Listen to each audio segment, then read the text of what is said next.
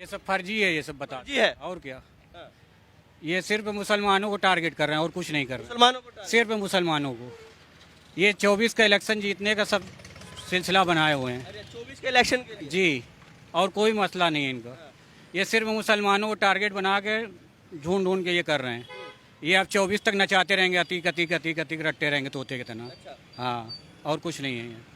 लेकिन ये तो कहते हैं हम योजनाओं में कोई दिक्कत नहीं करते, मुसलमान को भी हिंदू को सबको देते हैं। सबको देख ही रहा है ना, वो तो देख रहा है क्या योजना दे रहे हैं मुसलमानों के लिए, क्या कर रहे हैं, वो सब देख रहा है। कोई मतलब आपको लगता है कि हिंदू मुसलमान की जो खाई है वो बना रहे हैं? ये हिंदू मुसलमान की खाई है ही है, सीधा सीधा कर देख रहा है क्या। और जा बनमास नहीं है, माफिया नहीं है। 2 कदम पे राजा भैया है, कपिल मुनि करवरिया है।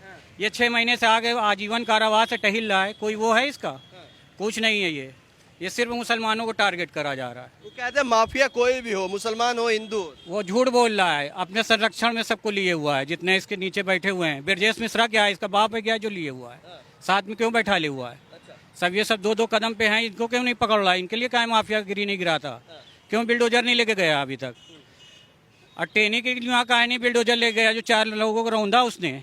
क्यों नहीं रौंदा? वो कहते हैं विकास दुबे हो, दीक्षित हो। वो तो बड़ा राजनीतिक खेल था ना, इस मारे उसको मरवा दिया। विकास दुबे तो यही के लिए तो वो था ना, वो राजनीतिक खेल था वो तो। तो विकास दुबे राजनीतिक था, वो हिंदू नहीं था। हिंदू मुसलमान वहाँ पे पोल खुल रही थी, इस मारे उसको ऐसा करा दिया। यहाँ मुसलमानों को सिर्फ टारगेट है बस, और कुछ नहीं है। सिर्फ मुसलमानों को परेशान करना है। अब मुसलमान के अलावा कोई उसको दिखाई नहीं दे रहा इतने टाइम, क्योंकि उसको 24 के इलेक्शन जीतना है, चाहे जैसे जीते। बस मामला यही है और कोई मामला नहीं है। 24 के इलेक्शन के लिए ये सब हो रहा है। बिल्कुल हो रहा है। ये मुसलमानों ही के तो टारगेट कर रहा है। ये कौन सा संविधान में लिखा है कि किसी की मिट्टी में ना जाने दो? ये कौन सा संविधान लिखा है? ये संविधान तो खुद ही बनाया हुआ है। कानून तो इसके रखेल खुद ही हो गई है, ये क्या बनाएगा दूसरे को? तो उनको एक प्रशासन को डर था कहीं कोई बात ना हो जाए, कोई ऐसी चीज ना हो जाए जिससे कि भीड़ इकट्ठा ना हो, इसलिए रोका होगा। ये सब झूठ बोलने की बात है। ये सब झूठ बोल रहा है। कोई भीड़ इकट्ठा नहीं होगी। किसी के औलाद को मिलने नहीं दोगे, बगल में रख के तड़पा रहे हो, ये कोई अच्छी बात है क्या? ये इंसानियत है? ये इंसानियत नहीं है। ये मुसलमानों को सिर्फ टारगेट किया जा रहा है। टारगेट किया जाए। बिल्कुल। वो कहते हैं उमेश पाल भी तो किसी की औलाद थी, हाँ? उसकी माँ भी रो रही थी। तो उमेश पाल कौन सा दूध का धुला हुआ था? वो कौन सा दूध का धुला? उसकी भी तो हिस्ट्री खोल के देखे पहले। हाँ, बताइए ना थोड़ा क्या है। नहीं तो हमको नहीं मालूम ना उसके बारे में। वो इतिहास उसका वो देखे ना, जो ढूंढ ढूंढ के मुसलमानों को टारगेट कर रहे हैं, उनसे पूछिए ना। बस हम बस इतना ही कहना। कहते हैं कोई योजना है, कोई भी बात है उसमें कोई हिंदू मुसलमान। मुसलमानों के लिए कोई योजना नहीं, मुसलमानों के लिए सिर्फ जेल है। नहीं, ऐसा क्यों लगता है आपको? विकास दुबे का मामला राजनीतिक है और अतीक का हिंदू मुसलमान है। हिंदू मुसलमान नहीं है, दिख ही रहा, सीधे सीधे आपको दिख रहा है उसमें तो विकास दुबे का राजनीतिक क्यों लगता है? विकास दुबे पोल खुल जाती राजनीति को, इस मारे ऐसा कर रहा था, उसको मरवा दिया, फर्जी काउंटर कर दिया उसका। रईस अहमद खान। अहमद जी, आपको क्या लगता है कि प्रयाग का जो माहौल है वो किस तरह का माहौल है? बहुत है, अल्हम्दुलिल्लाह फर्स्ट क्लास है, सही है। कोई ये जो अतीक के बेटे का एनकाउंटर हुआ, इसका क्या असर? इस बारे में ना हमसे कोई बात करिए, ना हमसे कोई जानकारी लीजिए। ऐसा क्यों है कि 4 साल से मैं यहाँ हूँ, हाँ। मैं पूरी तरह से जानता ही नहीं क्या है। मैं 15 साल फॉरेन में रहा हूँ भैया, मुझे नहीं मालूमात है। मैं अपना बिजनेस कर रहा हूँ, दुकान जा रहा हूँ, अभी दुकान से बंद करके आ रहा हूँ। आगे के बारे में मुझे क्या पता। अहमद जी, एक चीज मैं देख रहा हूँ, जब लोगों से बातचीत करना चाह रहा हूँ, कल हम किसी से बातचीत कर रहे थे, लगभग आम शहरी से, तो लोग बातचीत कर रहे थे। आज जब हम बात करते हैं और अतीक के बारे में जानना चाहते हैं, उसके गुनाहों के बारे में कुछ बातचीत करना है, तो लोग कतरा रहे हैं बात करने से। ये क्या कुछ हुआ है क्या एक दिन? पता नहीं भाई, कुछ नहीं बता सकते, इसलिए कि हम लोग इस तरीके अपने बिजनेस से हमेशा मतलब रखा है। सरकार किसी की भी हो, हमको अपना मेहनत करके खाना कमाना है, काम धंधे हमको अपनी मेहनत से ही कमाना खाना है। पेट्रोल जो आपको मिलेगा वही हमें भी मिलेगा, जो राशन आपको मिलेगा वही हमें भी मिलेगा। हमें किसी चीज़ से कोई, हमको अपने काम से मतलब है सीधा। तब आगे क्या हो रहा है हमें क्या पता। आगे आदमी पता चल रहा है मारपीट हो रही, मैं अपनी दुकान पे बैठा हूँ। मोबाइल आजकल ऑनलाइन है, टैक्सी आदमी सारी न्यूज़ सामने आ जाती, क्या हो रहा है, कहाँ क्या हो रहा है, इससे ज़्यादा कोई जानकारी नहीं। तो आपको क्या लगता है जो सरकार है योगी जी की, ये क्या सही कर रही है या गलत? इस बारे में क्या समझ? अब बता तो रहा हूँ कि 3-4 साल से मैं क्या बताऊँ। फिर भी देखिए कुछ तो समझ आता होगा। ये बुलडोजर चल रहा है, मिट्टी में लोगों को मिला रहे हैं। ये तो कहीं ना कहीं साहब देखिए, अगर ये सिस्टम तो कोर्ट कचहरी को बंद कर दें, ताला भी। जब ऑन द स्पॉट आप खुदा फैसला कर रहे हो तो कोर्ट कचहरी को ताला बंद कर दो। जब आपको खुद ही सारे फैसले लेने हैं तो आप खुद सोचिए कोर्ट और कचहरी का क्या मतलब है। मुलजिम का एक सिस्टमेट, एक सिस्टम होता है कि चोर है उसको पकड़ा पुलिस ने, कोर्ट में दिया, कचहरी गया, जेल गया, सिस्टम। भाई सिस्टम जब है ही नहीं है, ऑन द स्पॉट आपको केस करना है तो क्या मतलब है, कोर्ट कचहरी को ताला बंद कर दीजिए, बस ही जा सकता है।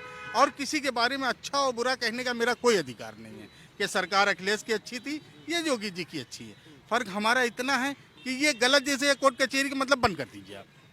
जब आप ऑन द स्पॉट लोगों को सजा दे रहे हैं, ना इसमें हिंदू ना मुसलमान, जब फैसला आप ही का है तो कोर्ट कचहरी का कोई मतलब नहीं है, बंद कर दीजिए उसको बस।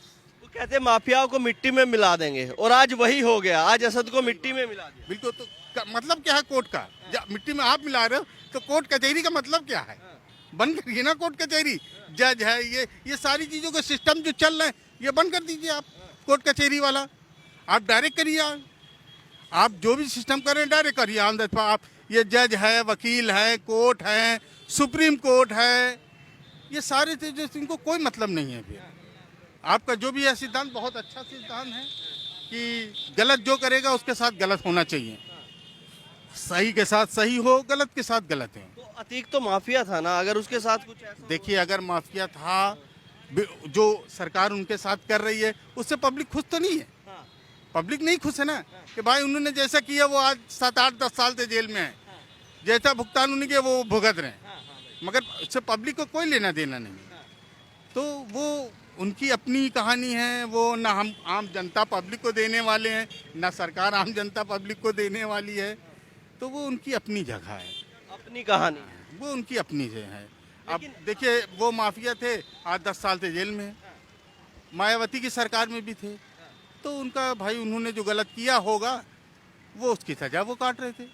लेकिन आज अतीक खुद मान रहा है कि ये मेरी वजह से जो मेरे परिवार के साथ हो रहा है, ये सब मेरे गुनाहों का फल है जो मेरे परिवार को मिल रहा है। आज अतीक बेबस नजर आ रहा है। अपनी जगह देखिए सही बात है कि अगर हम गलती करेंगे तो हमारी औलाद भुगतेंगे, वो तो पुरानी कहानी ऊपर वाला भी है कि अगर बाप गलती करेगा तो उसका भुगतान बेटा भुगतेगा। तो अब उसके बारे में मैं क्या कह सकता हूँ। मैं कई लोगों से बातचीत करता हूँ तो कहते हैं कि अतीक ने ही असद को उकसाया ये सब करने के लिए। देखिए हमारे 2-3 किलोमीटर चकिया होगा यहाँ से, मगर आज तक आप विश्वास नहीं करेंगे, ना हमने उनको देखा है ना उन्होंने हमको देखा है। हमने कभी किसी को देखा ही नहीं, सिर्फ नाम जानता हूँ, 3-4 किलोमीटर के अंदर है। नाम जानते हैं बस। भाई हमारे वक्त में हमारे सांसद थे, हमारे विधायक थे, हमें किसी चीज़ की ज़रूरत पड़ती थी हम तुरंत एक एप्लीकेशन बच्चे के है स्कूल की, तो विधायक जी का लिखा के लाइए, सिग्नेचर करा के लाइए, तो कर देते थे भाई। अब आज के टाइम में वो सांसद और विधायक ना हो के एक अपराधी हो गए। मगर हम भाई हम यहाँ पे रह रहे हैं तो हम ऐसा थोड़ी कि हम भी उनके साथ अपराधी हो गए, हमारे मोहल्ले में है तो भाई अगर हमारे मोहल्ले में एक आदमी अपराधी हो तो पूरा मोहल्ला या पूरा वो तो अपराधी नहीं हो जाएगा ना।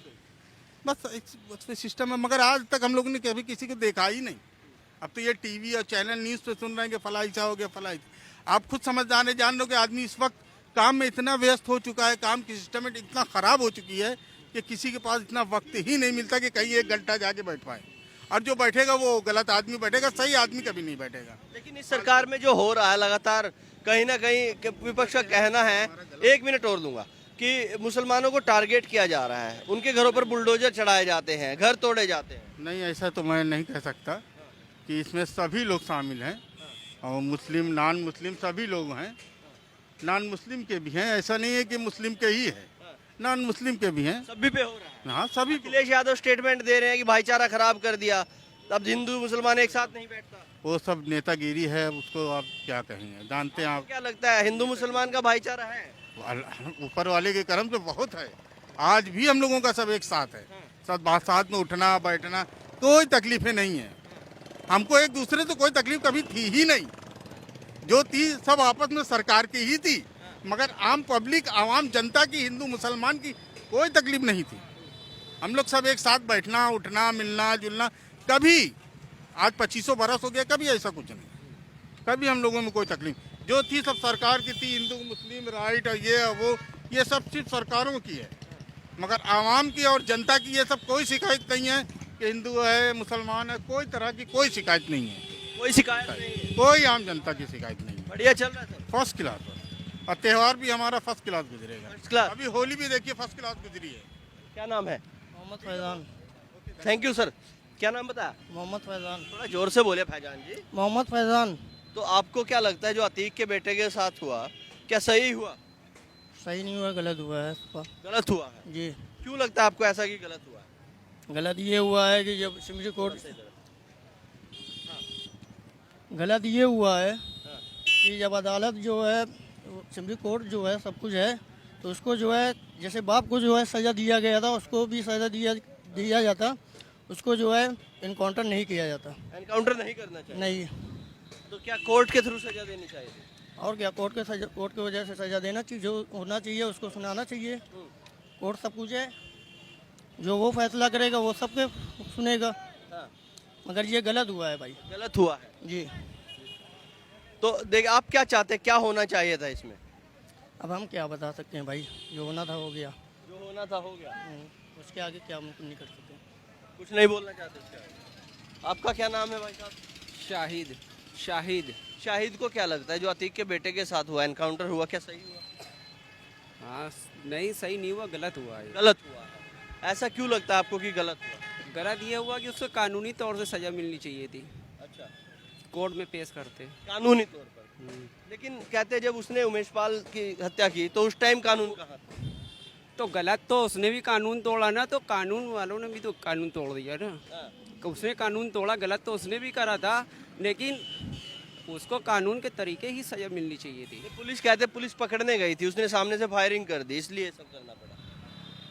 अब तो फायरिंग जो है, फायरिंग। एक मिनट, ये विकास दुबे का लगता है कि और भी यहाँ पर कुछ युवा खड़े हैं।